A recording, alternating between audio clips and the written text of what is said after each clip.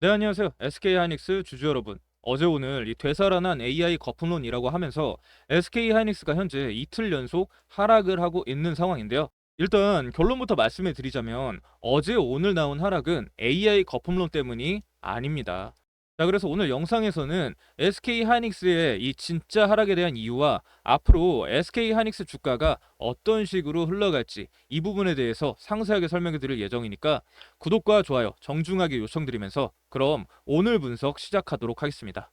자, AI 거품론이 핑계인 첫 번째 이유, AI 거품론이 진짜 문제였다고 하면은 SK하이닉스 실적이 나빠져야 되겠죠? 근데 현실은 어때요? SK하이닉스는 2024년 3분기에 영업이익으로만 7조 원을 넘게 벌었어요. 그리고 2023년 같은 기간에는 3조 원을 벌었죠. 즉, 2배 이상 영업이익이 늘어난 거라고 보시면 됩니다. 자, 그다음 두 번째 이유, 이 브로드컴 얘기를 안 할 수가 없는데요. 왜 그러냐면 브로드컴 CEO가 AI는 투자 회수 기간이 생각보다 길다라고 했거든요. 그래서 AI 투자자들이 불안해진 거예요. 어? AI 투자해서 돈 못 버는 거 아니야? 이런 식으로 불안해진 거죠. 자, 그럼 여기서 핵심은 뭐냐? 이 브로드컴은 AI 칩을 설계하는 회사고 SK 하이닉스는 메모리를 만드는 회사라는 겁니다. 즉, 예를 들어 볼게요. 자동차 회사가 자동차 팔아도 수익성이 낮다라고 하면은 타이어 회사까지 망하지는 않잖아요. 뭐 자동차가 팔리든 안 팔리든 타이어는 계속 필요한 거거든요. 그래서 마찬가지로 AI 투자 회수가 느리든 빠르든 HBM은 계속 필요하다 이거죠. 자, 그다음 세 번째 이유는 이 외국인 매도세인데요. 지난주에 외국인이 6천억 원을 넘게 팔았습니다. 특히 골드만삭스 같은 큰 증권사들이 대량으로 매도를 했고요. 자, 그럼 여기서 핵심은 뭐냐? 골드만삭스가 SK하이닉스 실적이 나빠질 거라고 판단해서 판 게 아니라는 겁니다. 자, 이제 진짜 중요한 얘기 하나 들어가 볼게요. SK하이닉스가 어제 오늘 주가가 떨어진 이유가요. 이 AI 거품론 때문이 아니라 환율 때문에 떨어진 거라고 보시면 됩니다. 지난주 토요일에 정부가 뭘 했냐면요. 긴급 경제 간담회를 열었습니다. 휴일 오후에 장관들 다 불러서 회의를 한 거예요. 이게 얼마나 심각하면 이러겠어요. 왜 그러냐면 원달러 환율이 이때 1480원까지 올라갔거든요. 이 1997년 외환위기 때가 1394원이었어요. 지금이 그때보다 높다는 겁니다.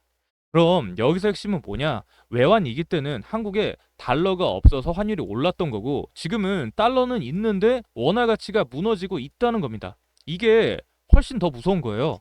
자, 그다음 두 번째, 외국인 입장에서 한번 계산해 볼게요. 현재 미국 투자자가 한 달 전에 SK 하이닉스 주식을 샀다고 가정을 해 볼게요.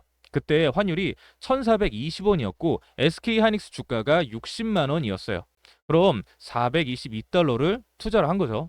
근데 지금 환율이 1476원이고 주가가 55원이에요. 이걸 달러로 환산하면 372달러밖에 안 돼요. 자, 그럼 한번 계산해 볼게요. 422달러에서 372달러면은 총 50달러가 날아간 거예요. 퍼센트로 하면 12% 손실인 거죠.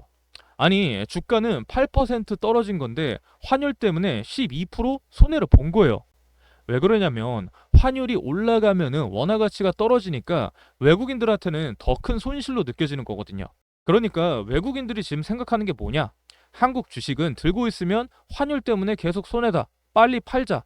이렇게 돼버리는 거죠.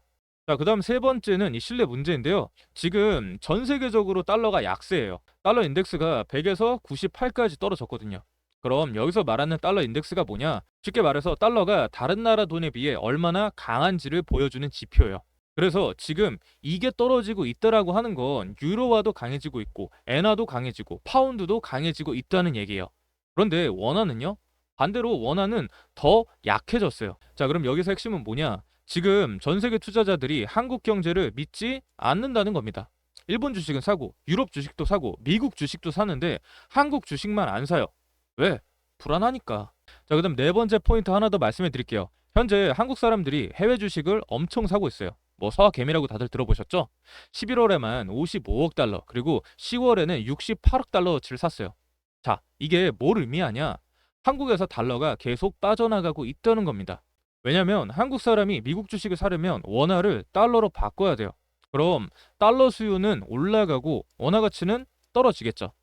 그래서 한국은행 관계자가 최근에 뭐라고 했냐면 최근 환율 상승의 요인의 30%가 해외 투자 때문이다. 이렇게 말했어요. 그러니까 우리가 미국 주식을 사고 있는 게 역설적으로는 한국 주식을 약하게 만들고 있다는 겁니다. 자, 그럼 한번 정리해 볼게요. 현재 환율이 1480원까지 올랐고 외국인은 환차손 때문에 팔고 있고 때문에 한국 경제 신뢰도가 무너지고 있다. 이게 전부 다 SK 하이닉스의 주가 하락으로 이어지는 거죠. 하지만 그럼에도 현재 안 좋은 경제 상황 속에서도 왜 SK 하이닉스가 앞으로 상승할 수밖에 없는지를 설명해 드릴게요. 그 이유 첫 번째, SK 하이닉스는 지금 HBM 시장에서 압도적이에요. 현재 HBM 시장 점유율이 SK 하이닉스가 53%가 넘습니다. 여기에 삼성전자는 35%, 그리고 마이크론이 12% 정도 된다고 보시면 돼요. 즉, 절반 이상을 SK 하이닉스가 장악하고 있다는 겁니다. 그럼 대체 여기서 중요한 건 뭘까요? 바로 여기서 중요한 건 엔비디아 H100, H200 칩이 있잖아요. 여기에 들어가는 HBM3 그리고 HBM3E가 전부 SK 하이닉스 제품입니다. 물론 AMD, 구글 TPU도 마찬가지고요. 그래서 여기서 핵심은 AI 시장은 계속해서 커지고 있고 이 AI 시장이 커질수록 SK 하이닉스의 매출도 같이 커지고 있다는 거죠. 자, 그다음 두 번째, 내년 실적 얘기를 한번 해볼게요. 현재 증권사들이 SK 하이닉스 2025년 영업이익을 얼마로 예상했는지 아세요? 30조 원 이상입니다. 예전에 2024년 예상 실적이 20조 정도니까 지금은 50% 증가를 하는 거죠. 자, 왜 그러냐면 HBM 매출이 폭발적으로 늘어나고 있어요. 그리고 내년에 B100, B200 신제품 나오면서 200만 개 이상을 팔 거라고 합니다. 그럼 여기에 들어가는 HBM도 200만 개 이상 필요하겠죠? 그게 전부 다 SK 하이닉스 제품이라는 겁니다. 자, 그다음 세 번째는 좀 역설적인 얘기인데요. 환율 상승이 장기적으로는 SK 하이닉스한테 유리해요. 왜 그러냐면 SK 하이닉스는 무슨 기업이요? 수출 기업이죠. 그래서 매출의 80% 이상은 해외에서 나옵니다. 환율이 오르면 수출 기업은 이익이 늘어나요. 자, 한번 계산해 볼게요. 환율이 1,400원일 때 100달러어치를 팔면은 14만 원을 받아요. 그리고 환율이 1,500원이 되면은 똑같이 100달러를 팔아도 15만 원을 받은 거죠. 그럼 얼마를 더 받아요? 만 원을 더 버는 거죠. 자, 그럼 여기서 핵심은 뭐냐? 단기적으로 이 외국인 매도 때문에 주가는 떨어지고 있지만 장기적으로 실적 개선으로 주가가 올라갈 수가 있다는 겁니다. 실제로 과거 데이터로 보면은요, 2008년 금융위기 때도 환율이 1,500원 넘게 올랐어요. 그때 SK 하이닉스 주가가 3개월간 40% 떨어졌죠. 그런데 6개월 뒤에는 어땠냐면요, 다시 원래 자리로 되돌아왔고, 그리고 1년 뒤에는 2배가 넘게 올랐어요. 왜? 실적이 좋아졌으니까요. 자, 그다음 네 번째, 경쟁사랑 한번 비교해 볼게요. 삼성전자는 지금 HBM 공급에서 계속 문제가 생기고 있어요. 왜냐면 엔비디아한테 아직 제대로 납품을 못 하고 있거든요. 그리고 마이크론은 이제 막 HBM 양산을 시작했는데 기술력이 SK 하이닉스보다 2년 정도 뒤처져 있어요.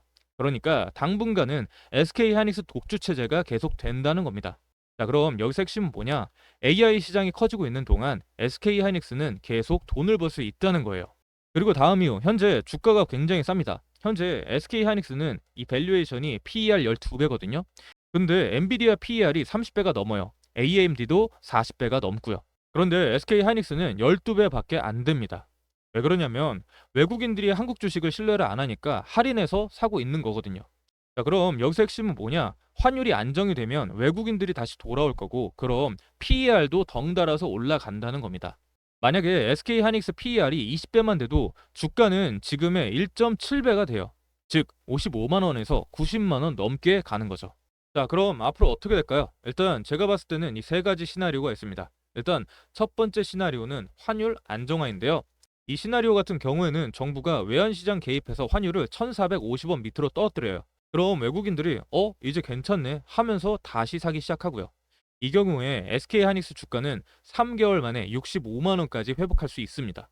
자, 그다음 두 번째 시나리오, 조정 장기화인데요. 이 시나리오 같은 경우에는 환율이 1,500원 이상 넘어가고 외국인 매도세가 몇 달 더 이어져요.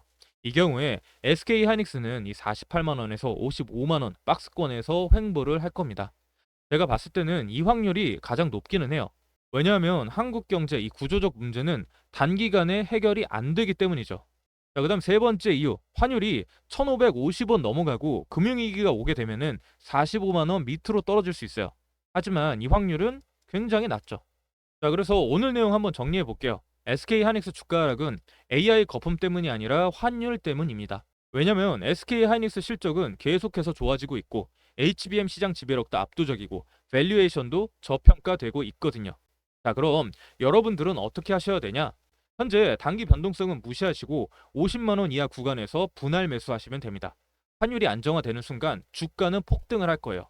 그래서 여러분들은 나무를 보지 말고 숲을 보면서 길게 가셔야 큰 수익이 가능합니다. 일단 앞으로 흘러가는 상황은 계속해서 지켜볼 예정이고 저는 다음 영상에서 다시 찾아뵙도록 하겠습니다.